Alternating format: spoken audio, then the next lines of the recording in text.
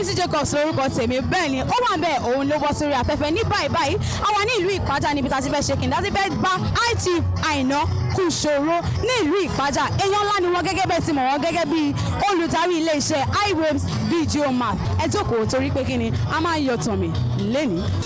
No be mistake, take it by faith. I come, no yen make you wait. You see me, they celebrate, join me and jubilate. No be mistake, oh. When you're lotimo, when mo lọ́lọ́run, ọ̀pọ̀ òjò ló ti rọ̀, tilẹ̀ ti fi mú.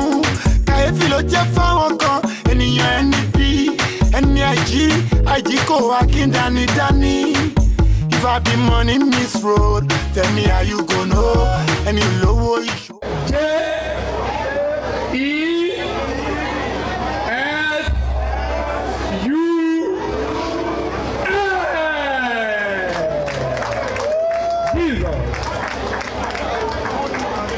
No, why God choose me? I don't know why this place supports me. Maybe because I'm one of them. Maybe because. Kí ló happen? Mo kí gbogbo yín o, ẹja ńlá ló ń sọ̀rọ̀ ṣọ́wà òkè. A wà ní 50th birthday Kush. Bàbá tó ń fi gbogbo nǹkan sọ̀rọ̀, bàbá tó ju bàbá lọ. I share their pain, I know their gain. It's my time to reign. Follow me, sing this prayer. Ẹ sọ pé làwọn nìkan lè kó jẹ lára Kush. Wọ́n tún ga, wọ́n fìrì ìgbọ̀n, wọ́n lanky, wọ́n huge, wọ́n sexy, wọ́n handsome. Wọ́n dẹ̀ máa mèrè ṣe àbí. Wọ́n try. Again, it's my time to reign. Follow me, sing this prayer. No be mistake, take it by faith. I come, no yen make you wait. You see me, they celebrate, join me and jubilate. No be mistake, oh, hey. No be mistake, oh, hey. No be mistake, oh, hey. No be mistake.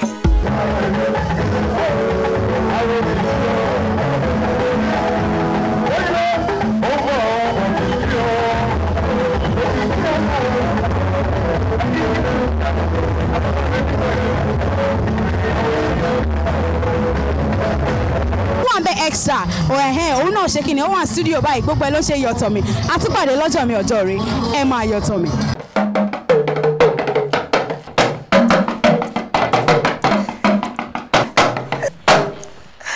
ẹ ṣé mo dúpẹ́ onílù mi Àyànṣèyí èmi ọmọ yín náà ni mo ní lọ́lá ọmọ Bello gbogbo wa lákòókò mọ gbajúgbajà bàbá wa iWaves video mat Chief Àìná Kush ẹ wò ìṣẹ̀lẹ̀ ṣe àlejò mi ò wọlé ṣe lónìí. Mo wà pa o. Ó yá ẹ sáré bá mi káwọn ará ilé torí èmi ti sọ fún wọn pé ẹ̀yin lẹ ń dá mi dúró látàárọ̀.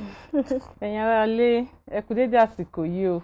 Orúkọ ti tèmi ní Adébọ́lá Fátókí. Torí gbogbo àwọn tí mo máa ń gbé wá sórí ètò yìí tí wọ́n bá ti wo patí tí mo bá fi hàn wọ́n wá wo orúkọ wo ni mo ti lè fún patí yìí. Mi mọ orúkọ tẹ́ ẹ ní lọ́kàn mo fẹ́ kẹ́ ẹ rò dáadáa orúkọ wo gan lẹ́rù pé ó fìtì patí tá à ń sọ̀rọ̀ nípa ẹ̀ patí tó fẹ̀rẹ̀ gẹ̀dígẹ̀ yìí. Ilé ọ̀gán ni patí gbajúmọ̀. Patí gbajúmọ̀. Ṣé ti yẹ yín lébẹ̀ yẹn mo fẹ́ kẹ́ ẹ bá mi tún kọ sílẹ̀ torí mo máa béèrè lọ́sẹ̀ tó ń bọ̀. Ká tún wá sún lọ síbi picture tí mo tún wò lọ́nkàn yìí editor mi ẹ tún bá mi gbé sí káàrí dáadáa báyìí. Ṣé rí picture yìí mi mo wáyé èmi love red gan ṣe rí color combination yìí mo love ẹ gan màmá mi yẹn rọra wọ blue gown mi need láti mama àwò náà bẹ́ẹ̀ ṣe wá rí gèlè wọn yẹn fine mo like bó tẹ ṣe rọra wo ebó kéré yẹn kí lẹ lè sọ sí nǹkan tẹ ń wọ. Aṣọ tí wọ́n wọ̀ yẹn rí pé wọ́n fine wọ́n dàbí ọmọ tuntun tó ṣẹ̀ṣẹ̀ jáde ṣẹbọ wọn tó wá fẹ́ kó shout kó pariwo wọ́n lè lo bí yellow sórí blue bẹ́ẹ̀ ni. Ó yá cheers ẹ ṣe gan ni ma. Onílù mi ẹ rọra bá mi lu ìlù yẹn fún wọn báyìí wọ́n láwọn mọ̀ ọjọ́ mo fẹ́ rí swag wọn.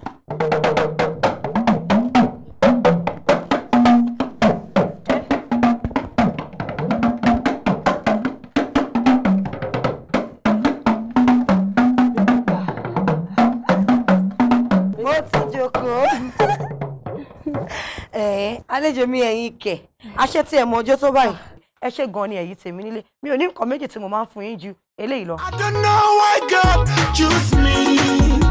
I don't know why this place supports me.